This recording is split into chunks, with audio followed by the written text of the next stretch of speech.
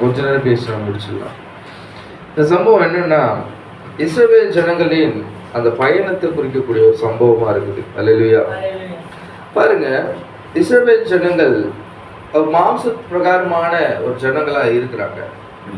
நமக்கு ஒரு ஒப்பனையாக நாம் ஆவிக்குரிய இஸ்ரவேலர்களா இருக்கிறோம். அல்லேலூயா. நமக்கு ஒரு ஒப்பனையாக அல்லது ஒரு திருஷ்டாந்தமாக அல்லது நமக்கு ஒரு முன் அடையாளமாக கொடுக்கப்பட்ட ஒரு சம்பவம் தான் இவர்கள் வாழ்க்கை.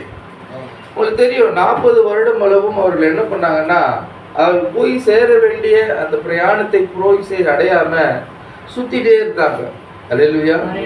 இஸ்ரவேல் ஜனங்கள் எகிப்திலிருந்து மீட்கப்பட்ட பிறகு அவர்கள் தேவனுடைய பாதையில் சரியாக போயிருந்தாங்கன்னா சீக்கிரமா போய் சேர்ந்திருப்பாங்க. அல்லேலூயா. மிக குறைந்த அளவே அவங்க போயிருக்க வேண்டிய நேரம் அது. பாருங்க, 40 வருடம் அப்படின்னு நம்ம எடுத்துக்கும் போது அங்க 1% அளவு தான் அவங்க போய் அந்த நேர அளவு தான் போதுமானது. ஆனா இவர்கள் செய்த தவறுனால என்ன ஆகுதுன்னா, அது ரொம்ப நாள் நீடிக்கக்கூடிய ஒரு நேரத்தை எடுத்துக்கொள்ளுச்சு. அல்லேலூயா. இப்போ தேவன் இந்த ஜனங்களோடு இருந்ததை அந்த ஜனங்கள் காண தவறுனாங்க. ஆமென். பாருங்க, தேவன் எப்பொழுதும் தனக்கென்று ஒரு வழிமுறையை வைத்திருக்கிறார். அல்லேலூயா. தன்னுடைய திட்டத்தை அல்லது தான் ஏற்படுத்தின திட்டத்தை அதன் பாணியிலே செய்வதாக அவர் வாக்குறுத்திருக்கிறார். பாருங்க, அவர் நம்முடைய பாணியிலோ அல்லது நாம் விரும்புகிற விதம் அவர் செய்வது கிடையாது. தேவன் என்ன விதமா அந்த திட்டத்தை உருவாக்கினாரோ அதன் வழியாய் போக முடியாது, அதை வைப்பார். பாருங்க, இந்த இடத்துல இவர்கள் எல்லாரும் ஏற்கனவே விருத்த சேதனம் பண்ணப்பட்ட ஜனங்களா இருந்தாங்க. தெரிந்து கொள்ளும் போதே இவர்கள் யாருன்னா விருத்த சேதனம் செய்யப்பட்ட ஜனங்கள். அல்லேலூயா. அந்த சம்பவம் தெரியுதுனால நான் அப்படியே செய்திக்குள்ள போறேன். திரும்ப நம்ம அந்த அடிப்படையான காரியங்கள் பேச விரும்புறது கிடையாது. விருத்த சேதனம் பண்ணப்பட்ட ஜனங்களை வழிநடத்தி சென்று கொண்டிருக்கிறான். அநேக தொல்லைகள், இடர்பாடுகள், அநேக கஷ்டங்கள் மத்தியில வாழ்ந்து போயிட்டு இருக்காங்க, நடந்து போயிட்டு இருக்காங்க. அவர்கள் வாழ்க்கையில இருந்த இந்த யாத்திரை போலதான் நம் வாழ்க்கையிலும் யாத்திரையானது நம்ம போயிட்டு இருக்கிறோம். ஆமென். பாருங்க, யோர்தானின் தண்ணீரை அவர்களுக்கு முன்பாக வற்றி போக பண்ணினார். எரிகோவை கடந்தாங்க, யோர்தானை கடந்தாங்க. பாருங்க, யோர்தான் சொல்லும் போது என்ன சொல்லுது? மரணத்தை கடந்து வந்தாங்க. மகத்தான ஒரு பெரிய விஷயத்தை கடந்தாங்க. இருந்தாலும் அவளுக்குள்ள ஏதோ ஒரு சிறு காரியமானது இருந்தது. இதுதான் 9ஆம் வசனத்துல பார்க்கும்போது, அவர்கள் செய்த தவறு நிமித்தமாக அவர்கள் யார் மூலமாக துன்பப்பட்டார்கள் என்றால் எகிப்தின் மூலமாக ஒரு மாபெரும் ஒரு கஷ்டத்தை அனுபவிச்சாங்க. அல்லேலூயா. எகிப்து என்பது உலகத்துக்கு அல்லது பிசாசின் அவனுடைய ராஜ்யத்துக்கு ஒப்பனையா இருக்குது. இஸ்ரவேல் ஜனங்கள் தேவனுடைய புத்திரர்கள் இந்த பிசாசின் ராஜ்யத்துல வாழ்ந்து அதில் கஷ்டப்பட்டு நிந்தை அனுபவித்து அதிலிருந்து விடுதலையாக்கும்படியான ஒரு நேரத்துக்குள்ள இருந்தாங்க. இன்னைக்கும் நம்ம வாழ்வதும் இதுக்கு அப்படியே ஒப்பனையா இருக்குது. பாருங்க, நாம் இந்த பூமியில பிசாசின் ராஜ்யத்துக்குள்ளாக வாழ்ந்து கொண்டிருக்கிறோம். இந்த பூமி இது என்னவாயிடுச்சு? சாத்தானின் ஏதேனாக மாறிவிட்டது. அல்லேலூயா. இதுல எல்லாமே நடக்கிற எல்லா சம்பவங்களுமே பிசாசுடைய காரியங்களாக இருக்குது. ஆனால் தேவன் அங்க சொல்றாரு நமக்கு திருஷ்டாந்தமாக, எகிப்தின் நிந்தையை புரட்டி போட்டார். அல்லேலூயா. பாருங்க, கர்த்தர் யோசுவாவை நோக்கி, இன்று எகிப்தின் நிந்தையை உங்கள் மேல் இராதபடிக்கு புரட்டி போட்டார். அதாவது எகிப்தின் மூலமாக ஏற்பட்ட துன்பத்தை அவர்கள் வாழ்க்கையிலிருந்து முற்றிலுமாக நீக்கினார். அல்லேலூயா. புரியுதா? பாருங்க, இப்போ இந்த மாதிரியான ஒரு காரியத்துக்குள்ளாகத்தான் நாம் வாழ்ந்து இருக்கிறோம். இந்த நேரத்துல தேவன் நம்மிடத்துல எதிர்பார்க்கக்கூடிய ஒரு காரியம் என்னன்னா, முற்றிலுமான ஒரு அர்ப்பணிப்பை தேவன் எதிர்பார்க்கிறார். அல்லேலூயா. இப்போ இஸ்ரவேல் ஜனங்களிடத்துல என்ன எதிர்பார்த்தார் அப்படின்னு பார்க்கும்போது 2ஆம் வசனம் சொல்லுங்க. 5ஆம் அதிகாரம் 2ஆம் வசனம். அக்காலத்திலே கர்த்தர் யோசுவாவை நோக்கி, நீ கருக்கான கத்திகளை உண்டாக்கி திரும்ப 2ஆம் விசை இஸ்ரவேல் புத்திரரை விருத்த சேதனம் பண்ணேன். பாருங்க, ஏற்கனவே விருத்த சேதனம் பண்ணப்பட்ட ஜனங்கள் மீண்டுமாக விருத்த சேதனம் செய்யும்படியாய் தேவன் கட்டளையிடுகிறார். நம்ம நினைக்கலாம், நான் ஏற்கனவே தேவனுக்குள்ள வாழ்ந்துருக்கிறேன், கிறிஸ்துவுக்குள்ளாக வாழ்ந்துருக்கிறேன், நான் ஒரு கிறிஸ்தவனாக ஜீவிக்கிறேன் அப்படின்னு நம்ம நினைச்சிட்டு இருக்கோம்.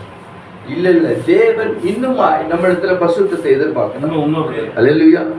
பாருங்க, இங்க விருத்த சேதனம் சொல்லப்படும் போது நான் யோசுவாவின் புஸ்தகம் எதுக்கு ஒப்பனையாக சொல்லப்படுது தெரியுமா? எதுக்கியா? அல்லேலூயா. பாருங்க, யோசுவாவின் புஸ்தகம், அந்த மகத்தான புஸ்தகம் பசுத்தாவின் நடவடிக்கைகளுக்கு ஒப்பனையாக சொல்லப்படுது.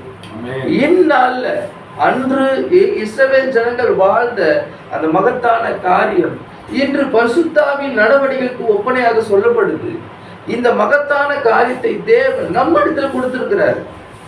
அங்கே வழிநடத்தப்பட்ட அதே ஜனங்களுடைய வாழ்க்கை நம் வாழ்க்கை ஒப்பனையா இருக்கு. இப்ப நாம் இந்த யாத்திரை கடந்து போகும்போது, அல்லேலூயா, இங்க தேவன் மீண்டுமாக விருத்த சேதனம் அப்படின்னு சொல்லும் போது இன்றைக்கு நாமும் விருத்த சேதனம் பண்ணப்பட்ட ஜனங்களா இருக்கிறோம். பழைய ஏற்பாட்டில் சொல்லப்பட்ட விருத்த சேதனம் கொலோசியர் 2ஆம் அதிகாரம் 11ஆம் வசனம்.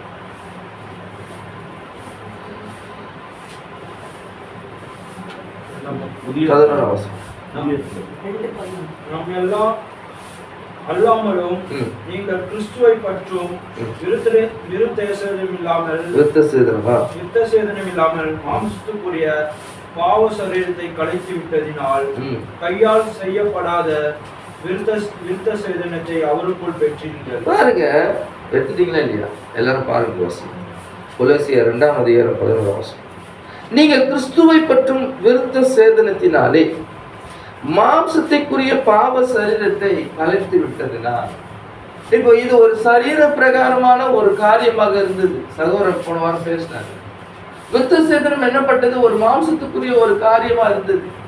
மாம்சத்துக்குரிய ஒரு அடையாளமாக கொடுக்கப்பட்டது. ஆமென். அடையாளத்தின் மூலமாக தேவன் அதை பார்த்து கடந்து சென்றார். அல்லேலூயா. சொல்றாரு, ஒரு அடையாளத்தை அவளுக்கு அளித்து அந்த அடையாளத்தை பார்க்கும்போது நான் என்ன பண்ணுவேன்?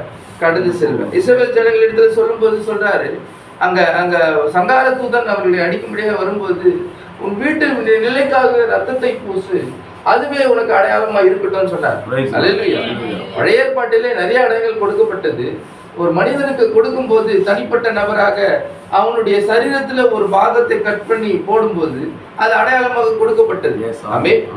அதே காரியம் ஒரு குடும்பமாக வரும்போது அங்கே ஆடை அடைத்து அவர்கள் என்ன பண்ணாங்கன்னா ரத்தத்தை நிலைக்காலில் பூசினாங்க, அந்த அடையாளமாக கொடுக்கப்பட்டது.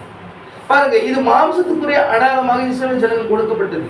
ஆனா இப்பொழுது நமக்கு அது என்னவா இருக்குன்னா, கையால் செய்யப்படாத விருத்த சேதனை அவருக்குள் பெற்றிருக்கிறீர்கள். யாருக்குள்ள? கிறிஸ்துவுக்குள்ளாக நாம் விருத்த சேதனத்தை பெற்றிருக்கிறோம். என்னது விருத்த சேதனம்? பரிசுத்தாவியே உங்கள் விருத்த சேதனமா இருக்குது. அல்லேலூயா. பாருங்க, இந்த இடத்துல இவர்கள் பெற்ற விருத்த சேதனம் இரண்டாம் விசை அதை செய்யும்படியாய் தேவன் கட்டளையிட்டார். அல்லேலூயா. இஸ்ரவேல் ஜனங்களுக்கு மீண்டும் இரண்டாம் விசை கட்டளையிட்டாரு. அப்பதான் சொல்றாரு, உடனே என்ன பண்றாருன்னா, யோசுவா கருக்கான கத்தி எடுத்துக்கொண்டு ஆர்னோத் மேட்டிலே போய் விருத்த சேதனம் பண்ணினார். ஏன் இந்த விருத்த சேதனம் அவர் பண்ண வேண்டியதா இருந்தது அப்படின்னு சொல்லும் போது 4ஆம் வசனம் வாசிங்க, 5ஆம் வசனம் வாசிங்க. 4 வாசிக்க சொல்லுங்க.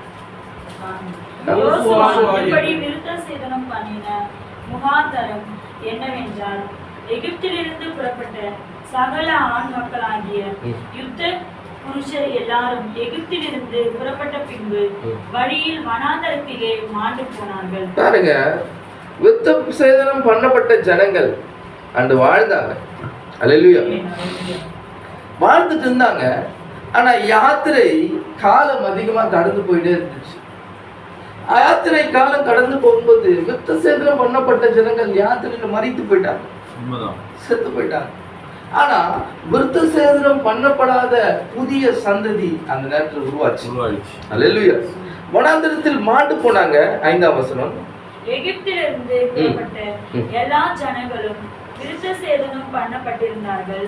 அவர்கள் எகிப்திலிருந்து புறப்பட்ட பின்பு வழியில் வனாந்தரத்திலே பிறந்த சகல ஜனங்களும் விருத்த சேதனம் பண்ணப்படாதிருந்தார்கள். பாருங்க, வழியிலே வனாந்தரத்திலே பிறந்த சகல குழந்தைகளும் என்ன இல்லை? விருத்த சேதனம் பண்ணப்படல. யாத்திரையில பாருங்க ரெண்டு விஷயம். நாம் யாத்திரையில பரிசுத்தாவி பெற்றுக்கொண்டோம். ஆனா பரிசுத்தாவி ஒரு காலகட்டத்துக்கு அப்புறம் அதுல நிலைத்திருக்கணும்னா நீ அதோடவே பயணிக்க வேண்டியதா இருக்குது. நீ பரிசுத்தாவி நீ வழியில விட்டுட்டினா, மிஸ் பண்ணிட்டினா, அந்த பரிசுத்தாவி எந்த விதமான பயன்பாடும் உனக்கு தராது. விருத்த சேதனம் ஒரு காலகட்டத்துல அடையாளமா இருந்தது. அந்த அடையாளம் என்னவா இருந்ததுன்னா ரத்தமாக இருந்தது. மோசேவும் யாத்திரையில என்னத்தான் அடையாளமா சொன்னார்னா, மோசே ஒரு பாஸ்டா பேசும்போது மோசேவும் ரத்தத்தையே அடையாளமாக, இங்க ரத்தமே அடையாளமாக இருக்குது பாருங்க. அவன் ரத்தத்தை அடையாளமாக வைத்து நீ நாம் எவ்வளவுதான் விசுவாசித்தாலும் எவ்வளவுதான் விருத்த சேதனம் பண்ணப்பட்டாலும் அது பொருட்டல்ல. தேவன் உடன்படிக்கை பார்த்து தேவன் நமக்காக வைத்ததை பார்த்து மீண்டுமாக அவர் சமூகத்துக்கு வர வேண்டியதா இருக்குது. நான் ஒரு முறை விருத்த சேதனம் பண்ணப்பட்டேன் அப்படின்னு சொல்றது காரியம் கிடையாது. நான் ஒரு முறை பசுத்தாவை பெற்றுக்கொண்டேன் அப்படின்னு சொல்றது காரியம் கிடையாது. தேவனின் ரத்தத்துக்கு கீழாக மீண்டுமாக வர வேண்டியதா இருக்கு பாருங்க. மீண்டுமாக வர வேண்டியன்னா தேவனுடைய சமூகத்துக்கு நீ வரும்போது உண்மையில் இருக்கிற அந்த ரத்தத்தை பார்த்து தேவன் கடந்து செல்வார். அல்லேலூயா. பாருங்க, நீங்கள் ரத்தத்தின் கீழாக வர வேண்டும். அப்பொழுது அவருடைய பாருங்க, நான் தேவனை விட்டு நான் போல, நான் தேவனோடு நெருங்கி தான் ஜீவிக்கிறேன், நான் தேவனோடு தான் வாழ்ந்துட்டு இருக்கேன் அப்படின்னு நம்ம சொல்ல முடியாது. அல்லேலூயா. எல்லா நிலையிலும் எல்லா 100% நான் அப்படியே இருக்கிறேன்னு எந்த மனிதனுமே சொல்லிட முடியாது. அல்லேலூயா.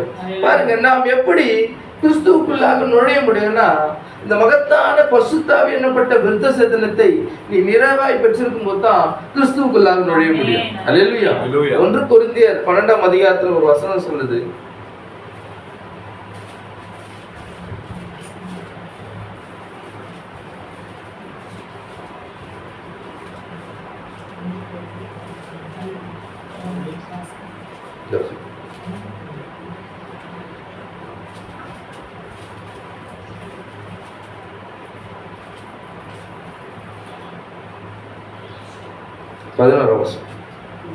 இவைகளையெல்லாம் அந்த ஒரே ஆவியானவர் நடப்பித்து தமது சித்தத்தின்படியே அவனவனுக்கு பகிர்ந்து கொடுத்தார். ஒரே ஆவியினாலே.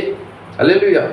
பாருங்க, இங்க அநேகர் நம்ம நினைக்கிறோம் சபைக்கு நான் சேர்ந்ததுனால நான் பரிசுத்தாவை பெற்றுக்கொண்டேன், அல்லது நான் சபைக்கு நான் இதை செய்ததுனால பரிசுத்தாவை பெற்றுக்கொண்டேன், நான் இந்த சபையில ஒரு அங்கத்தினராக இருக்கிறதுனால பரிசுத்தாவை பெற்றுக்கொண்டேன், நான் பாஸ்டருக்கு நெருக்கமாக இருந்ததுனால பரிசுத்தாவை பெற்றுக்கொண்டேன். அதெல்லாம் கிடையாது. நீ வெறும் கை குலுக்கத்தினாலேயோ ஒரு அங்கத்தினா வாழ்வதனாலேயோ ஒரு ஸ்தாபனத்துக்குள்ள சேர்ந்ததுனாலேயோ நான் பரிசுத்தாவை பெற்றுக்கொள்வது கிடையாது. ஒரே ஆவினாலே ஒரே சரீரத்துக்குள்ளாக ஞானஸ்தானம் பண்ணப்படுகிறது. அல்லேலூயா. பாருங்க, அடையாளத்துக்கு வெளியே இருந்த எந்த நபருக்கும் தேவன் பொறுப்பாளி அல்ல. அல்லேலூயா. அடையாளத்துக்கு வெளியே யாரெல்லாம் இருந்தாங்களோ தேவன் அவர்களை நிறுப்பண்ணார். அல்லேலூயா. சங்காரம் பண்ணாரு. பாருங்க, யார் அடையாளத்துக்குள்ளாக நின்றார்களோ, இங்க ரத்தமே அடையாளமாக சொல்லப்பட்டது பழைய ஏற்பாடுல. அந்த ரத்தத்தின் கீழாக விசுவாசத்தோடு யார் உட்புகிறாங்களோ அவர்களை தேவன் பாதுகாத்தார். அல்லேலூயா. பாருங்க, பரிசுத்தாவின் உடன்படிக்கை தவிர வேற எதையும் தேவன் அங்கீகரிப்பது கிடையாது. இந்த நாளுக்கு இந்த கடைசி நாட்கள்ல சொல்றேன், வார்த்தையை பரிசுத்தாவே இறங்கி வந்திருக்குது. இந்த வார்த்தை உனக்குள்ளாக வைத்து நீ முற்றிலுமாக நீ அக்செப்ட் பண்ணும் போதுதான் அதுதான் உன்னை வழிநடத்தக்கூடிய. பாருங்க, நான் ரட்சிக்கப்பட்டேன், பரிசுத்தமாக்கப்பட்டேன். அல்லேலூயா. இது எல்லாமே முடிஞ்சாலும் சரீரத்துக்குள்ளாக அபிஷேகம் பண்ணப்படாமல், பரிசுத்தாவின் அபிஷேகத்தை நீ பெற்றுக்கொள்ளாமல் இந்த உடன்படிக்கை நம்மோடு நாம் செய்து கொள்ள முடியாது. கிறிஸ்துவின் உடன்படிக்கை உன்னோடு நீ பொருத்தி கொள்ள முடியாது. நான் சொல்லலாம், நான் ஞானஸ்தானம் இயேசு கிறிஸ்து நாமத்தில் ஞானஸ்தானம் எடுத்துட்டேன், ரட்சிக்கப்பட்டுட்டேன், நான் பரிசுத்தமாக்கப்பட்டுட்டேன், நீதிமானாக்கப்பட்டுட்டேன், எல்லாம் பட்டுட்டதான். பரிசுத்தாவின் அபிஷேகத்தை உனக்குள்ள பெற்றிருக்கும் போது என்னது பரிசுத்தாவின் அபிஷேகம்? உன் வாழ்க்கை அங்கே பரிசுத்தமாக ஜீவிப்பதை பட்டவன் காணுவான். கிறிஸ்து உனக்குள்ள இருக்கிறத, கிறிஸ்துவோடு நீ செய்யப்பட்ட உடன்படிக்கைய அவன் பார்ப்பாங்க. இதுதான் அந்த அடையாளத்தை காட்டக்கூடிய ஒன்றார். பாருங்க, அந்த வழியில பிறந்த பிள்ளைகள் விருத்த சேதனம் பண்ணப்படாமல் இருந்தாங்க. அதனால மீண்டுமாக ஒரு விருத்த சேதனம் கொடுக்கப்பட்டது. பாருங்க, இந்த இடத்துல கிறிஸ்து அந்த கர்த்தரின் வார்த்தைக்கு கீழ்ப்படிந்து யாரெல்லாம் விருத்த சேதனம் பண்ணப்பட்டாங்களோ தேவன் மீண்டுமாக இறங்கி அவர்களை பாதுகாத்தார். அல்லேலூயா. அவர் ஒரு அடையாளத்தை மாத்திரமே தேவன் அங்கீகரிக்கிறார். இந்த மணி நேரத்தின் அடையாளம் என்ன?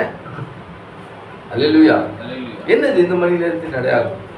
இந்த மணி நேரத்தின் செய்தியே பசுத்தாய் அடையாளம் தான் இல்லைன்னு சொல்லல, பசுத்தாய் விருத்த சேதனம் தான் இல்லைன்னு சொல்லல. திருக்க சொல்றாரு அடையாளம் அப்படின்ற செய்தியில இந்த மணி நேரத்தின் அடையாளம் என்னவா இருக்குது சொல்லுவாங்க. இயேசு கிறிஸ்துவின் ரத்தம் தான். இயேசு கிறிஸ்துவின் ரத்தம் நமக்கு தெரியாம மேல பூசிருக்கோம், உண்மைதான். ஆனா இக்காலத்துக்குரிய செய்தி தான் வார்த்தையா இருக்குது, வார்த்தை தான் தேவனாகுது. அந்த வார்த்தையை நீ பெற்றுக்கொண்டுதான் அடையாளமா இருக்குது. பாருங்க எப்படி சொல்லுவாங்க உலகத்துல, நான் குடிக்கிறதெல்லாம் நிறுத்திட்டேன்பா, நான் சிகரெட் குடிக்கிறத நிறுத்திட்டேன், தவறான வாழ்க்கையை நான் நிறுத்திட்டேன், இதெல்லாம் எதுவுமே கிறிஸ்துவோட அடையாளம் கண்டுகொள்றது கிடையாது. இதெல்லாம் மாம்ச பிரகாரமான காரியம். அன்று மாம்ச பிரகாரமான காரியமா இருந்த ஒன்றை இன்றைக்கு ஆவியின் பிரகாரமா நம்ம கொடுத்திருக்கிறார். நீ மாம்சத்தின் பிரகாரமா பாத்தீங்கன்னா அது உன் வாழ்க்கையில எந்த விதமான பிரயோஜனத்தை செய்யாது. பாருங்க, இப்பொழுது நம்முடைய தேவை எல்லாம் ஜெபம் சொன்னார், இப்பொழுது எங்களுடைய தேவை எல்லாம் என்னவா இருக்குன்னா அவரே என்னுடைய எல்லா தேவையுமா இருக்கிறார். எனக்கு தேவையான எல்லா காரியங்களும் அவருக்குள்ளதான் நான் பெற்றுக்கொள்றேன். பாருங்க, அந்த மகத்தான எல்லா காரியங்களுடைய தேவனை உனக்குள்ளாக பெற்றுக்கொள்ளும் போது உன்னுடைய தேவைகள் எல்லாம் சந்திக்கப்படும். அல்லேலூயா. பாருங்க, இந்த மகத்தான தேவனை நான் பெற்றிருப்பதே மாபெரும் ஸ்லாக்கியம் சகோதரன். தேவன் சொல்றாரு, நம்முடைய பாவங்களை அவர் பார்க்கும்போது பாவங்களை மன்னிக்கும்படியான ஒரு மகத்தான ரத்தத்தை அவர் சிந்தினார். நீதிமொழிகள் 14ஆம் அதிகாரம் 34ஆம் வசனம். 14:34.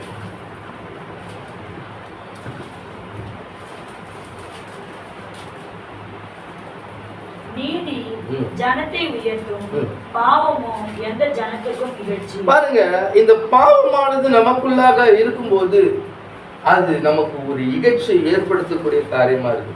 அல்லேலூயா. நம் வாழ்க்கையில பாவத்தை பாவம் என்பது அவிசுவாசமே பாவம் என்று நாம் விசுவாசிக்கிறோம். அல்லேலூயா. இந்த அவிசுவாசமானது தேவனை பற்றும் விசுவாசம் அல்லாத அவிசுவாசத்தை நமக்குள்ளாக வைத்திருக்கும் போது அது மாபெரும் ஒரு தேவனுடைய சமூகத்துக்கு எதிராளியாக இருக்குது. பாருங்க, உன் அடையாளத்தை பகிரங்கமாக காட்டும்படியாக, பகிரங்கமாக உன் வாழ்க்கையில உன் அடையாளத்தை நீ பிரதிபலிக்க உன்னை முற்றிலுமாக ஒப்பு கொடுக்க வேண்டியதா இருக்கு. மோசேயின் காலத்துல முற்றிலுமாக தேவனுடைய சமூகத்துல ஒரு குடும்பம் பாதுகாக்கப்படணும்னா முழுவதுமாக அந்த குடும்பம் ரத்தத்தின் கீழாக வர வேண்டியதா இருக்கு. முழு குடும்பமும் அந்த ரத்தத்தை பெற்றுக்கொள்ள வேண்டியதா இருக்குது. அதுதான் சொன்னாரு, வாசலை நிலைக்கால பூசும் போது உள்ள இருக்கிறவன் பாதுகாக்கப்பட்டான், வெளியில இருக்கிறவன் மரணத்தை. இன்னைக்கும் வார்த்தைக்குள்ள நீ நிலைத்திருந்தா உன் குடும்பமும் பாதுகாக்கப்படும். இந்த வார்த்தையே இக்காலத்துக்குரிய ஒழுகும் ரத்தமா இருக்குது, ஆவிக்குரிய ஒழுகும் ரத்தமா இருக்குது. இதை நீ உனக்குள்ள பெற்றிருந்து பாருங்க. யோசுவா மாத்திரம் நமக்கு அநேக எடுத்துக்காட்டுகள் நம்ம இருக்கு. நம்ம நிறைய காரியங்களை பார்க்காம நான் முடிச்சிட சீக்கிரமா. இந்த மகத்தான அடையாளத்தை காண்பிக்கும்படியாய் தேவன் நம்ம இடத்துல எதிர்பார்க்கிற விஷயம் என்னன்னா, நாம் நம்முடைய ஜீவித்தின் மூலமாக வார்த்தையை வெளிப்படுத்துவது. ஒரு வசனத்தை வாசிப்போம். ஆதியாகமம் 30ஆம் அதிகாரத்துல ஒரு எடுத்துக்காட்டுக்காக அங்க ராகாப் இல்ல ரேச்சல், ராகம் 22ஆம் வசனம் வாசிப்போம். தேவன் ராகேலை நினைத்தருளினார், அவளுக்கு தேவன் செவி கொடுத்து அவள் கர்ப்பம் தரிக்கும்படி செய்தார். அவள் கர்ப்பவதியாகி ஒரு குமாரனை பெற்று தேவன் என் நிந்தையை நீக்கிவிட்டார் என்றும் இன்னும் ஒரு குமாரனை கர்த்தர் எனக்கு தருவார் என்றும் சொல்லி அவனுக்கு யோசேப்பு என்று பெயரிட்டார். பாருங்க, யோசேப்பு மிராக்கிள் சைல்ட். அல்லேலூயா. ஆமென். தேவனுக்கு அடையாளமாக சொல்லப்பட்ட ஒருவன். அவனுடைய காரியம் பிறப்பு எப்படி இருக்குன்னா ஒரு மகத்தான அற்புத பிறப்பா இருந்தது. அவன் தாய் பாருங்க தாபேலை நினைத்தள்ளும்படியாய் அவை தன்னை ஒப்பு கொடுத்தாலும். அல்லேலூயா. அல்லேலூயா. அவளுக்கு தேவன் செவி கொடுத்து அவ தேவனுடைய சமூகத்துல முற்றிலுமாய் தன்னை அர்ப்பணித்து தேவனிடத்திலிருந்து ஒரு ஆசீர்வாதத்தை பெற்றுக்கொள்ளும்படியா மகத்தான ஒரு தீர்க்கதரிசியை பெற்றுக்கொள்ளும்படியாய் ஒப்பு கொடுத்தான். பாருங்க, இவள் கர்ப்பவதியாக ஒரு குமாரனை பெற்று தேவன் என் நிந்தையை நீக்கிவிட்டார்னு சொன்னார். இந்த மாபெரும் காரியம் என்னன்னா, அந்த மகத்தான மனிதன் வெளிப்படும் போது அங்கே கொடுக்கப்பட்டதான அந்த ஜீவியம் தான் நாம் பார்க்க வேண்டியதா இருக்குது. இன்னைக்கும் இப்படிப்பட்ட ஜீவியம் நாம் இக்காலத்துல வாழும்போது நமக்கு ஒரு வார்த்தை நிமித்தமாக ஒரு நிந்தையானது கொடுக்கப்படுது. வார்த்தை நிமித்தமாக நிந்தை இல்லாம நம் வாழ்க்கை கிடையாது. இந்த நிந்தையை சகிக்கக்கூடிய ஒரு காரியமானது நமக்குள்ள இருக்கணும். அல்லேலூயா. அந்த நிந்தையை சகித்தால் மாத்திரமே தேவன் நம்மளிருந்து வெளிப்பட முடியும். பாருங்க, நாம் ஒரு சிறு காரியத்துக்கே ஒரு கிறிஸ்துவ ஜீவித்தை சரியா ஜீவிக்காம மிஸ் பண்ணிடுறோம். கரெக்டா இல்லையா? அல்லேலூயா. ஒரு சிறு காரியம் நம்ம வாழ்க்கையில் நடைபெற்றாவே உடனே அதை நாம் என்ன பண்ணிடுவோம்னா ஒரு இழப்பாக அல்லது ஒரு வாழ்க்கையின் சரிவாக நம்ம யோசிச்சிருக்கோம். அப்படி கிடையாது. அல்லேலூயா. நான் பாருங்க, தேவன் நம்மை தெரிந்து கொண்டார், நம்மை முன்குறித்தார். முன்குறித்தாரா இல்லையாங்க?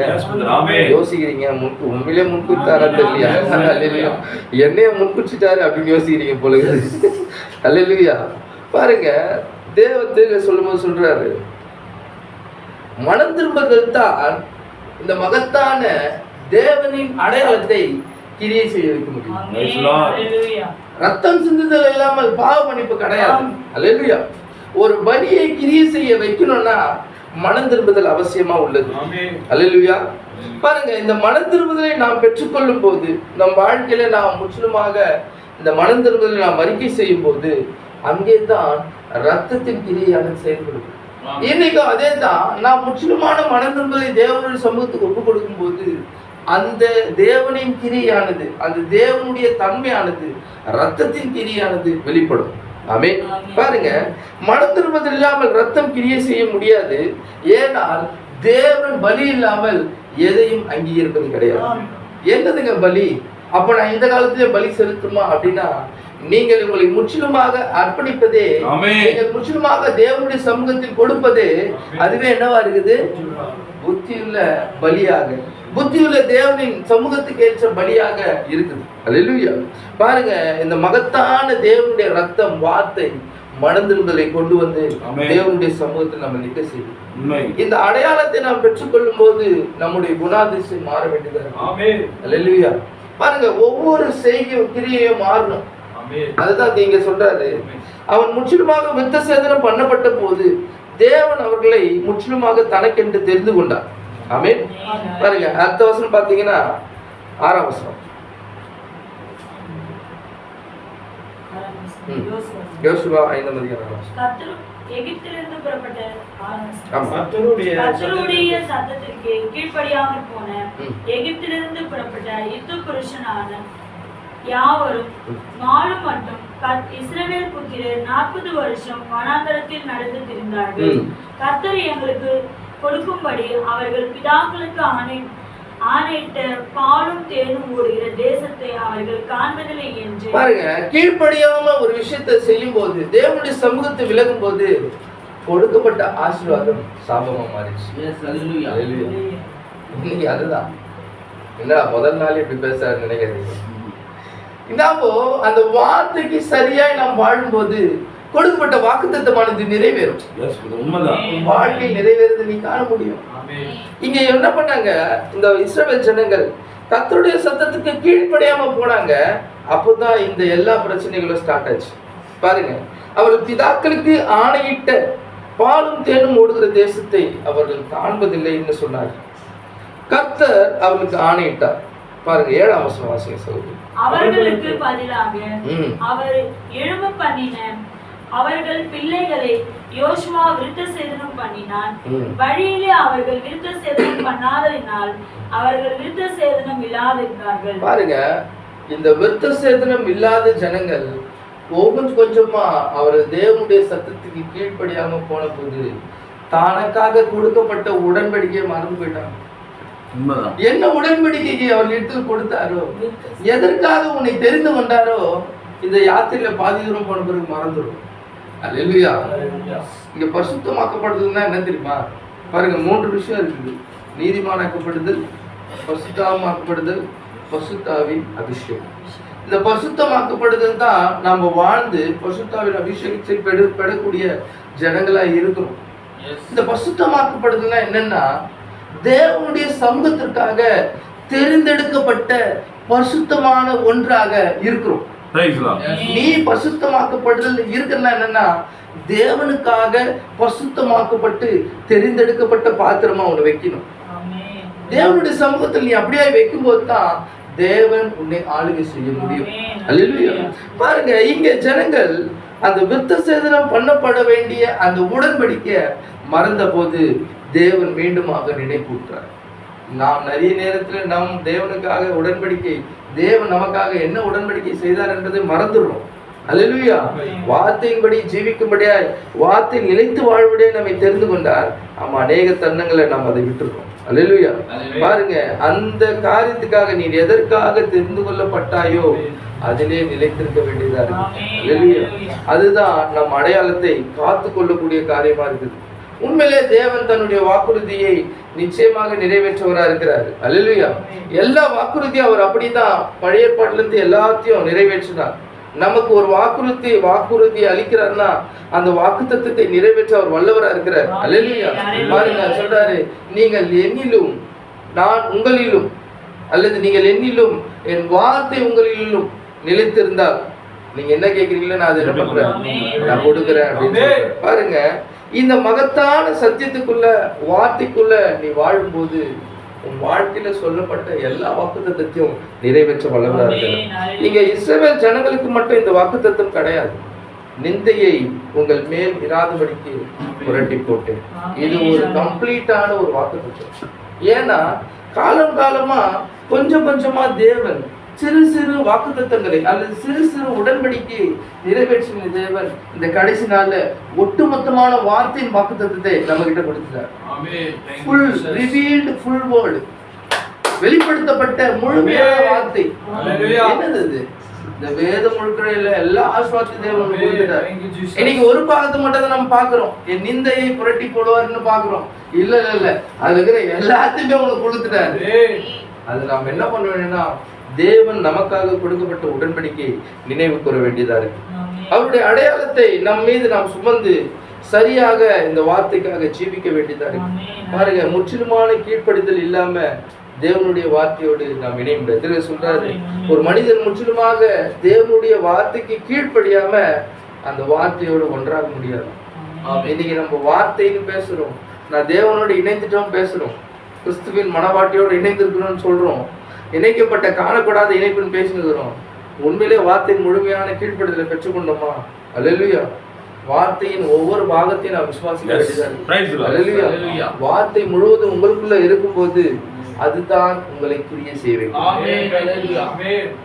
நான் ஏன் இன்னுமா இப்படியா வாழ்றேன் அப்படின்னா, இன்னுமா முழுமையான வார்த்தையானது உனக்குள்ள பெற்றிருக்காங்க. அல்லேலூயா.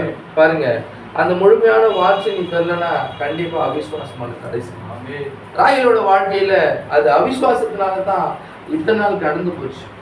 அவர் சொல்றா, எனக்கு ஒரு நிந்தையை அவர் ஏற்படுத்தினார், நான் நிந்தையில வாழ்ந்தேன், அந்த நிந்தை நீக்க முடியாது தேவன் கேட்டேன், தேவன் அந்த நிந்தையை நீக்கினார்.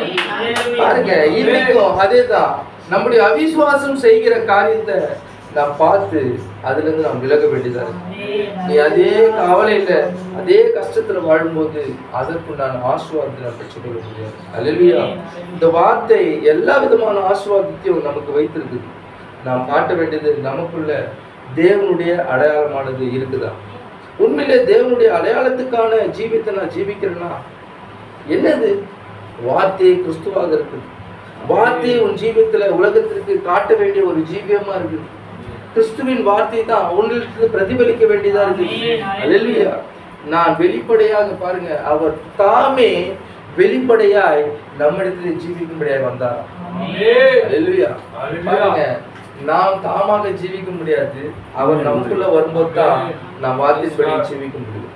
வார்த்தைக்கு கீழ்ப்படிய செய்ய நாம் ஒவ்வொரு மீதும் அந்த வார்த்தை ஆளுகை செய்யும்படியாக வார்த்தைக்காக நம்மளை விட்டு கொடுக்கணும்.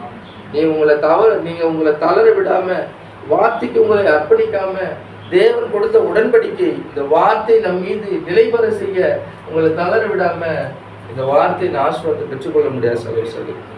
உண்மையிலே அவர் நம்முடைய வாழ்க்கையின் எல்லா நிந்தையும் நீக்கி போட்டார். இந்த வார்த்தையை கொடுத்ததே அந்த நிந்தையை நீக்க முடியாதான். நிந்தையை புரட்டி போட்டு அதற்கு கில்கால் என்று பெயரிட்டாங்க. அல்லேலூயா.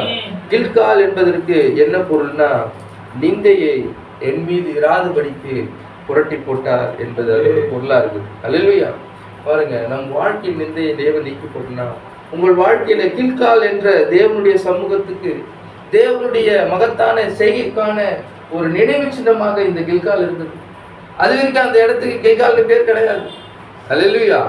அது வரைக்கும் என்ன கிடையாது, அதுக்கு கில்கால்னு பேர் கிடையாது. எப்போது தேவனுடைய அந்த ஜனங்கள் அந்த இடத்துக்கு வந்து தன்னை பரிசுத்தமாக்கி கொண்டு, எப்போ தன்னுடைய தனக்கான அடையாளத்தை பெற்றுக்கொண்டு தேவனுக்காக அர்ப்பணித்தார்களோ, அதுல இருந்து அந்த பேருக்கு, அந்த இடத்துக்கு என்னாச்சு, கில்கால் என்று பேராச்சு.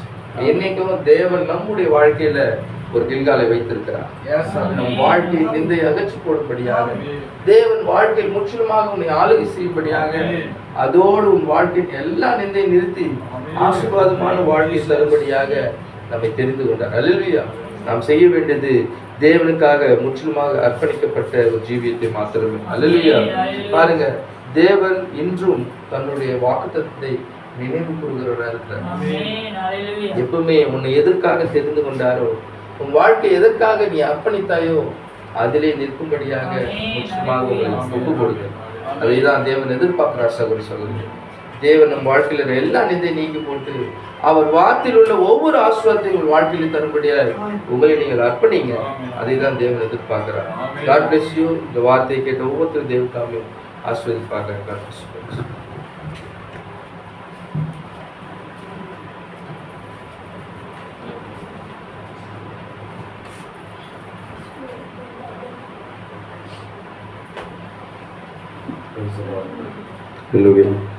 உண்மையாகவே இன்றைக்கு நாம் இந்த மாதத்தில் நம்மளுக்கு ஒரு அர்ப்பணிக்கப்பட்ட ஒரு கிறிஸ்தவ ஜீவியம் நம்மளுக்கு அவசியமாக இருக்கிறது. அல்லேலூயா. நாங்கள் ரொம்ப ஒரு அருமையான ஒரு காரியமாக இருந்தது. தம்முடைய பிள்ளையாக தேவன் தம்முடைய பிள்ளையாக இருந்தாலும் கூட இஸ்ரவேல் ஜனங்கள் தம்முடைய பிள்ளைகள் தான். ஆனாலும் தேவன் சொன்ன வார்த்தையை கேட்டால் மாத்திரமே அந்த பிள்ளைகளுக்கு பாதுகாப்பு. Praise the Lord. தம்முடைய பிள்ளை தான் இஸ்ரவேல் ஜனங்கள், விருத்தசேதனம் பண்ணப்பட்ட தம்முடைய பிள்ளைகள் தான். அது தம்முடைய பிள்ளைகள் என்பதற்காக தான் தேவன் அந்த விருத்தசேதனத்தை கொடுத்தார். அதுதான் அடையாளமே. அந்த விருத்தசேதனம் எது கொடுத்தாரு? சரி, நீ மட்டும் விருத்தசேதனம் பெற்றிய, நீ விருத்தசேதனப்பட்ட வனாந்தரத்துக்கு யாத்திரையில் போனோம், வாழ்ந்துன்னு வந்தோம், 40 வருஷம் வாழ்ந்துன்னு வந்தோம், பிள்ளையை பெற்றுக்கிட்ட, உன் பிள்ளைக்கு என்ன பண்ணல? அப்போ பிள்ளை எப்படி போவோம்? இஸ்ரவேல் சந்ததிக்கு அடையாளமே எதுதான்? விருத்தசேதனம் தான். அப்போ அந்த விருத்தசேதனமே நீ பண்ணிட்ட, உன் பிள்ளைக்கு பண்ணாம விட்டதுனால என்ன ஆச்சு? அப்போ அதுதான் யோசுவா சொன்னார், நானும் என் வீட்டாரும் என்றால் கர்த்தரையே சேவிப்போம். நான் மட்டுமே பரிசுத்தாய் பெற்றுக்கொண்டேன். என் பிள்ளைங்க, என் அப்பா அம்மா, என்னோட உறவுகள், என் தாய் தம்பி, அண்ணன், மனைவி, என்னோட கணவர்கள், என்னோட பிள்ளைகள், அவங்க பெறலையே. தேவன் இந்த பூமியில் உனக்கு ஒரு சந்ததி கொடுத்தது எதுக்காக தெரியுமா? நீ எந்த வழிக்கு போனியோ அதே வழியில உன் பிள்ளைகளை வழி நடத்த வேண்டியது. அப்படி நீ சரியானபடி வழி நடத்தலன்னா உன் கண்ணு எதிர்க்கவே உன் பிள்ளைகள் நரகத்துல வேகுறத நீ பார்ப்ப. உன்னுடைய ரத்தம் தான் அது. எப்படி? உன்னுடைய ரத்தம் தான். நீ மற்றவங்க கிட்ட செய்தி சொல்றியோ இல்லையோ, மற்றவங்க இந்த செய்தி கேட்டு ரட்சிக்க போறானோ இல்லையோ, ஆனா உனக்கு பிறந்த உன் சந்ததியார், உன் சந்ததியார், உன்னுடைய பிள்ளைகளே இந்த நாளுக்குரிய பரிசுத்தாவி, இந்த நாளுக்குரிய செய்தியை, கிறிஸ்துவை அடையாளம் கண்டு கொள்ளவில்லை என்றால் எப்படி இருக்கும் அது? அதெல்லாம் வாட்சா. அந்த வசனம் மட்டும் வாசிக்கிறேன். அந்த யோசுவா 5ஆம் அதிகாரத்தில் யோசுவா உடனே என்ன பண்றாரு? 4-5 வாசிச்சு. எகிப்திலிருந்து புறப்பட்ட எல்லா ஜனங்களும் விருத்தசேதனம் பண்ணப்பட்டிருந்தார்கள். எல்லா ஜனங்களும் விருத்தசேதனம் பண்ணப்பட்டிருந்தார்கள். அவர்கள் எகிப்திலிருந்து புறப்பட்ட பின்பு வழியில் வனாந்தரத்திலே பிறந்த சகல ஜனங்களும் விருத்தசேதனம் பண்ணப்படாதிருக்கிறார்கள். விருத்தசேதனம் சகல. இந்த செய்திக்குள்ள நீ வந்துட்ட, இந்த நாளுக்குரிய சத்தியத்துக்குள்ள வந்துட்டு இயேசு கிறிஸ்து நாமத்தில் ஞானஸ்தானம் எடுத்துட்ட, நீ பரிசுத்தாய் பெற்றுக்கொண்ட, நீ தொடர்ந்து டிராவல் பண்ணிட்டு போயிட்டே இருக்கிற, உனக்கு மரணம் இல்லை. யோர்தான் தான் சொன்னா பாருங்க, யோர்தான் என்றால் மரணம். அந்த மரணத்தை கேஸ் பண்ணிட்ட, ஏன்னா ராப்சர்ல போற, உனக்கு மரணம் கிடையாது. சந்தோஷப்படுற, ஓ எனக்கு மரணம் இல்லை, நான் மனவாட்டி, நான் ராப்சர்ல போறேன், சந்தோஷம், ஓகே, அதெல்லாம் வெல் அண்ட் குட். ஆனா அடுத்தது நீ மரணத்தை கிராஸ் பண்ணிட்ட, ஆனா யார் மரணத்தை கிராஸ் பண்ணல? இன்னும் உன் சந்ததியார் மரணத்தை உணர்த்தோடு, அவங்களுக்கு மரணம் இருக்குது தலைக்கு மேல, அந்த பிள்ளைக்கு தலைக்கு மேல மரணம் இருக்குது. அந்த பிள்ளைங்க என்ன பண்ற? அதெல்லாம் சொன்னார் பாருங்க, வீட்டு நிலக்கால ரத்தம் பூசாத வரைக்கும் யாரு அந்த அது பிள்ளை அந்த வீட்டுல அது அந்த நிலக்கால ரத்தம் பூசலன்னா, எந்த வீட்டுல நிலக்கால ரத்தம் பூசலையோ அந்த வீட்டுக்கு பாதுகாப்பு இல்லை. அப்ப சங்காரத்தூதன் என்ன பண்ணுவான்? உன் கண்ணுக்கு எதிர்க்கவே உன் பிள்ளையை சாகச்சு போடுவான், வேற வழி கிடையாது. அப்ப இன்றைக்கு அந்த ரத்த பூசப்பட்ட அது என்னவா இருக்கிறது? இன்னைக்கு சகோதரர் சொன்ன போல இந்த நாளுக்குரிய சுத்தாவியா இருக்கிறது, வார்த்தையாக இருக்கிறது. இந்த வார்த்தை இந்த வீட்டுக்கு நிலக்கால் மேலே பூசியே ஆக வேண்டியதா இருக்கு. உன் மேலும் பூச வேண்டியதா இருக்கு, உன் பிள்ளைங்க மேலே நீ பூச வேண்டியதா இருக்குது. அருமையா வார்த்தை சொன்னார், நீதிமானாக்கப்படுதல், பரிசுத்தமாக்கப்படுதல். சரி, பரிசுத்தமாக்கப்படுதலுக்கு ஒரு அருமையான கருத்தை சொல்றாரு, வாசிக்கிற மாதிரி.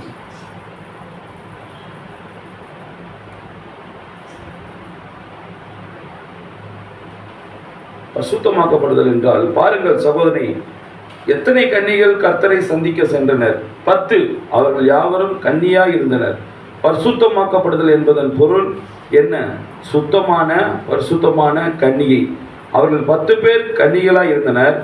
அவர் 5 தங்கள் விளக்கில் எண்ணெய் இருந்தனர், 5 பேர் தங்கள் விளக்கில் எண்ணெய் வைத்திருந்தனர். இந்த 5 பேரும் இவர்களைப் போலவே பரிசுத்தமாகவும் கன்னியாய் இருந்தனர். ஆனால் வேதாகமத்தில் எண்ணெய் என்பது எதை குறிக்கிறது? அதற்கு முந்தின இரவில் நாம் அதை நேற்றிரவில் பார்த்தோம். ஆவி, பரிசுத்தாவி. அவர்கள் தங்களை சுத்தப்படுத்தி கொண்டு அங்கேயே அமர்ந்திருந்தனர். ஆனால் அவர்கள் பயமடைந்து எண்ணெய் ஊற்றப்பட்ட ஊற்றுக்கு விலகி நின்றனர். பாருங்கள், தங்களையே ஸ்தாபனமாக்கி கொண்டு அங்கேயே அவர்கள் வெதுவெதுப்பாய் இருந்தனர். அங்கேதான் சபை காலம் சென்றது. இப்போது நாம் தேவனுடைய அடையாளத்துக்கு வந்து கொண்டிருக்கிறோம். கர்த்தருக்கு சித்தமானால் எனக்கு 30 நிமிடங்கள் உள்ளன. இப்போது நீங்கள் முதலில் என்னோடு திரும்பி இந்த தேவனுடைய முத்திரை எவ்வளவு இன்றியமையாதது என்பதை கண்டறிய வேண்டும் என்று நான் விரும்புகிறேன். சொல்ல பாருங்க,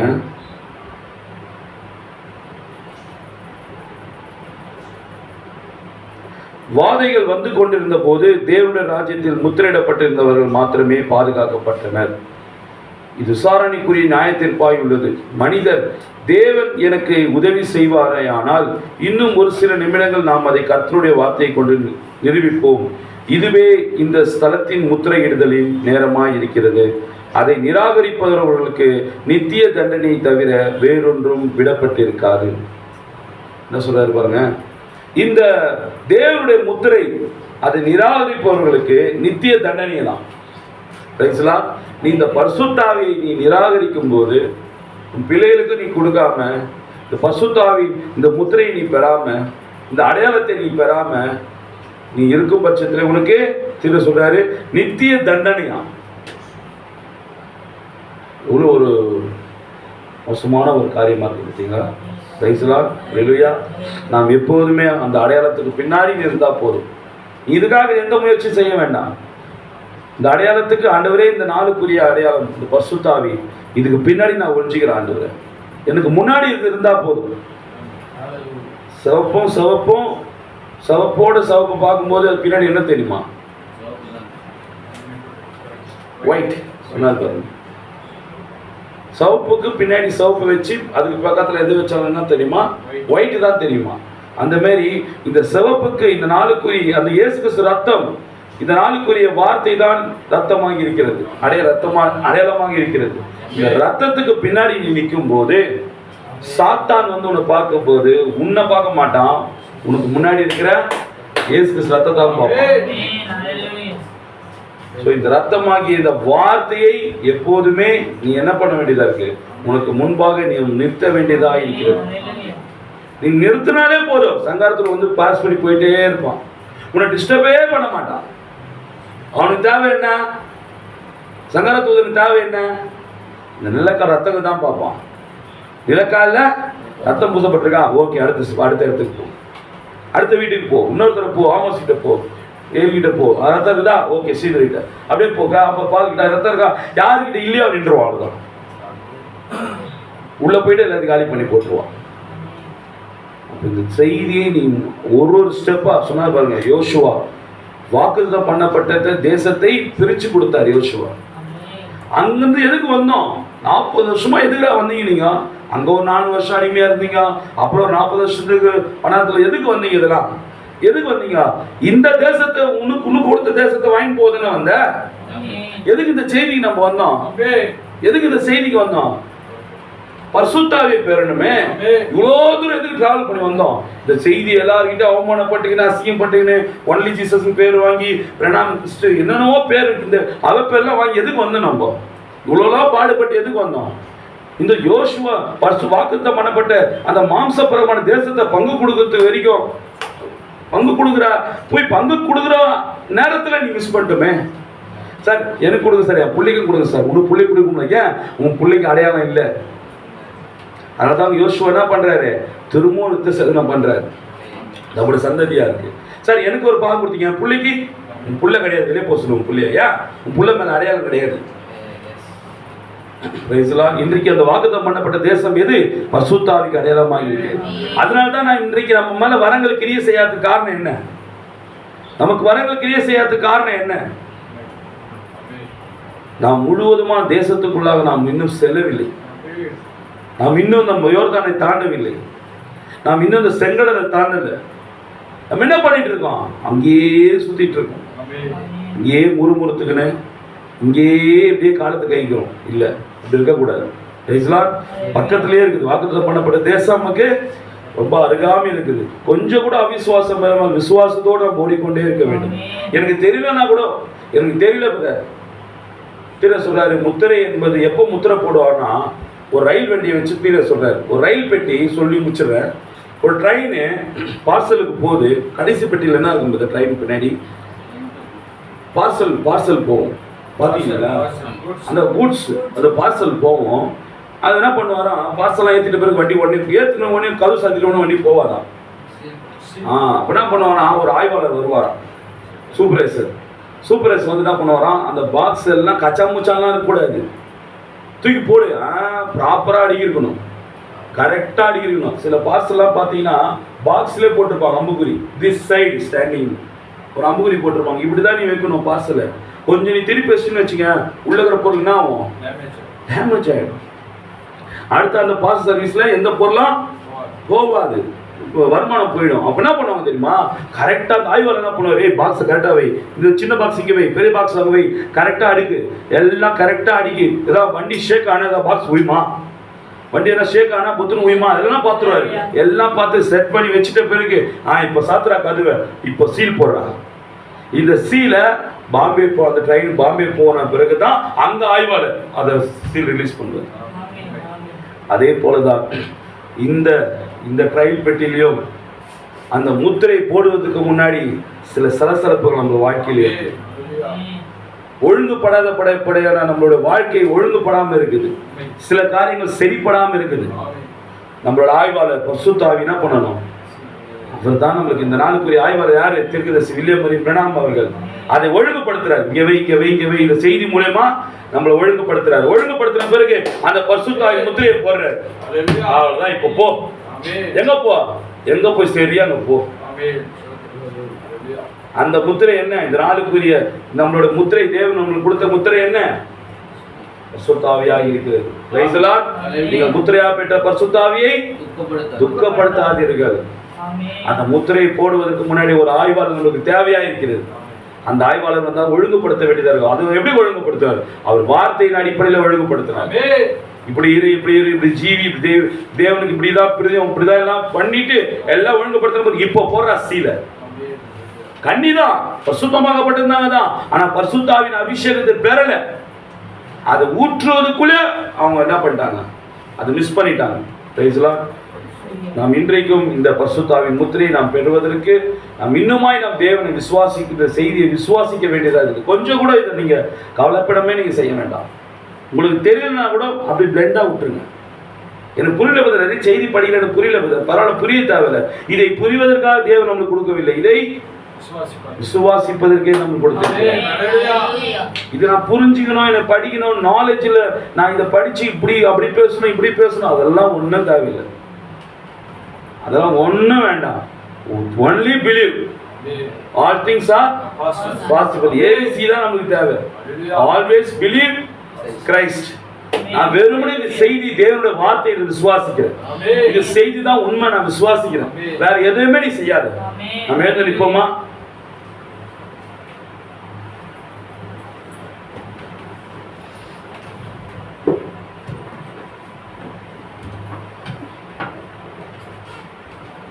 ஹல்லேலூயா, ஸ்தோத்திரிக்கிறோம் ஆண்டவரே. இந்த நாளுக்குரிய ஆண்டவரே, யோசுவா புத்தகத்தில் வாசித்தோம் ஆண்டவரே. கர்த்தாவே, வனாந்தரத்தில் வந்த ஜனங்களுக்கு விருத்த சேதனம் பண்ணப்படவில்லை என்று யோசுவா திரும்பமாக தம்முடைய ஜனங்களுக்கு அவன் விருத்த சேதனம் செய்கிறான். அப்போது மாத்திரமே வாக்குத்தத்தம் பண்ணப்பட்ட தேசத்துக்கு அவர்கள் போக முடியும் என்று அவன் அறிந்து கொண்ட பிறகு ஆண்டவரே, இன்றைக்கும் நாங்களும் ஆண்டவரே, ஒருவேளை நாங்கள் விருத்த சேதனம் படாமல் இருக்கலாம், ஒருவேளை நாங்கள் இந்த பாதியில் பிறந்தவர்களாக இருக்கலாம். எங்களுக்கு அந்த வாழ்க்கையில் மறுபிறப்பு எங்களுக்கு தேவையாண்டவரே. எங்கள் வாழ்க்கையில் ஒரு மறுபிறப்பு எங்களுக்கு தேவையாண்டவரே. மறுபடியும் பிறவாவிட்டால் தேவனுடைய ராஜ்யத்தில் காண மாட்டான் என்று சொன்னது போல கர்த்தாவே, யோசுவா சொல்லுகிறான், நீங்கள் மறுபடியும் ஆண்டவரே, நீங்கள் மறுபடியும் நீங்கள் அந்த விருத்த சேதனம் செய்ய வேண்டும், அப்போதுதான் கானதேசத்துக்குள் நீங்கள் பிரவேசிக்க முடியும் என்று யோசுவா சொன்னது போல ஆண்டவரே. மறுபடியும் அவங்களுக்கு ஒரு விருத்த சேதனம் தேவை, மறுபடியும் அவங்களுக்கு ஒரு விருத்த சேதனம் தேவையாக இருந்தது ஆண்டவரே. அந்த ஜனங்களுக்கு விருத்த சேதனம் என்ன என்று மறந்து விட்டார்கள். உண்மை ஆண்டவர், நாங்களும் ஆண்டவர் பசுத்தாவி என்ன என்பதை ஸ்தாபனங்கள் நாங்களும் அநேக நேரத்தில் மறந்து விட்டோம் ஆண்டவரே. ஆரம்பத்தில் இருந்த அந்த ஃபயர் இப்போது எங்களுக்கு இல்லையா ஆண்டவரே? ஆரம்பத்தில் இருந்த அந்த கத்தா விசுவாசம் இப்போது எங்களுக்கு இல்லையா ஆண்டவரே? எங்களை மன்னியும் ஆண்டவரே. இந்த நாள் மார்ச் 1ஆம் தேதியிலே ஆண்டவரை நாங்கள் கால்கள் எடுத்து வைக்கும் போது ஆண்டவரே, ஆண்டவரின் ஆவிக்குரிய வாழ்க்கையில நாங்கள் வாக்குத்தத்தம் பண்ணப்பட்ட அந்த தேசத்தை ஆண்டவர், இந்த பரிசுத்தாவியின் ஆண்டவர் வரங்களை ஆண்டவர் நாங்கள் பெற்றுக்கொள்ள உதவி செய்யும் ஆண்டவரே. சகோதரர் சொல்லப்பட்ட வார்த்தை அனைத்தும் நாங்கள் விசுவாசிக்கிறோம் ஆண்டவரே. ஊழியக்காரர்கள் மூலமா சொல்லப்பட்ட வார்த்தை அனைத்தும் நாங்கள் விசுவாசிக்கிறோம். அதில் ஒருபோது நாங்கள் சந்தேகப்படவில்லை. அந்த செய்தி ஒருபோது நாங்கள் கலப்பிடம் கூட பண்ணாத ஆண்டவரை முழுவதுமாக விசுவாசிக்கிறோம் ஆண்டவரே. இந்த மணி நேரத்துக்குரிய செய்தி நாங்கள் கேட்டோம் ஆண்டவரே. எங்களுடைய வாக்குத்தத்தம் பண்ணப்பட்ட அந்த கானாதேசத்தின் பரிசுத்தாவியை பெற்றுக்கொள்வதற்கு ஆண்டவர், எங்களிடத்தில் குறைகள், குற்றங்கள், அக்கிரம, ரகசிய பாவங்கள் இருந்தால் எல்லாவற்றையும் மன்னியும் ஆண்டவரே. ஒரு மன்னியும் ஆண்டவரே, மன்னியும் ஆண்டவரே. எங்களை மன்னியும் கர்த்தாவே ஆண்டவரே. இப்போதும் ஆண்டவரே, இந்த வார்த்தை கேட்ட வார்த்தைக்காகவும் இந்த நாளில் ஆண்டவரே தேவன் இந்த மாதம் முழுவதும் அநேக கர்த்தாவே ஆவிக்குரிய வாழ்க்கையில் நாங்கள் அதிகமாக முன்னேறவும், அந்த பரிசுத்தாவியின் ஆண்டவர் சீல் போடுவதற்கு முன்னாடி எங்களுடைய எல்லா காரியத்தையும் நாங்கள் ஒழுங்குபடுத்தவும், தேவன் தாமே ஒழுங்குபடுத்தவும், அந்த ஆய்வாளர் வந்து கரெக்டாக எங்களை செக் பண்ணி எங்களை சீல் போட வரைக்கும் ஆண்டவரே நாங்கள் கர்த்தாவே நாங்கள் பாதுகாப்பான இடத்துக்கு போவோம் ஆண்டவரே. அந்த காரியத்தை இந்த நாளுக்குரிய தேவனே நீ செய்ய வேண்டும் என்று நாங்கள் ஒப்புக்கொள்வோம் ஆண்டவரே. ஆண்டவர், அநேக கர்த்தாவே வருமானம் இல்லாமல், வேலை இல்லாமல், வாடகை கட்ட முடியாமல், அநேக தேவைகளோடு இருக்கிற நம்முடைய அநேக ஊழியக்காரர்களுக்காகவும், செய்தி கொண்டு போகிற பரிசுத்தவான்களுக்காகவும், மனவாட்டிகளுக்காகவும், சகோதர சகோதரிகளுக்கு அநேக தேவைகள் இருக்கிறது. அந்த தேவைகள் எல்லாவற்றையும் தேவன் பூர்த்தி செய்து தரும்படியாகவும், அநேக கர்த்தாவே காரியங்கள், அநேக கடன் பிரச்சனை எல்லாம் தீரவும், சரீரத்துக்கு எல்லா பலவீனங்கள் எல்லாம் நீங்கி போகவும், எல்லாம் தரித்திரமும் கர்த்தராகிய இயேசு கிறிஸ்து நாமத்தில் நம்ம சகோதர சகோதரிகளையும், மனவாட்டிகளையும், ஊழியக்காரர்களையும், பரிசுத்தவான்களையும் எல்லாரையும் ஆண்டவரே, எல்லா தரித்திரம் நீங்கி போகும்படியாகவும், இந்த வந்த ஒவ்வொருவர்களையும் கர்த்தர் ஆசீர்வதிக்கும் இடம், வர தடைப்பட்ட ஒவ்வொருவரையும் கர்த்தர் தாமே ஆசீர்வதிக்கும் ஆண்டவரே. வராதவர்களுக்கும் தேவனுடைய கிருபை இருக்கும்படியாகவும் எல்லாரையும் ஒப்பு கொடுத்து நமக்கு இருக்கிற பாஸ்டர் பால் அவர்கள் முன்பாக வந்து ஜெபிக்கும்படியாக கேட்கிறேன். ஸ்தோத்திரம் ஆண்டவரே, ஸ்தோத்திரிக்கிறோம் தகப்பனே. தேவரீர் இதோ மாதத்தின் முதல் நாளாகிய தேவரீர் இந்த நாளிலும் கூட நாங்கள் ஒன்றாய் கூடி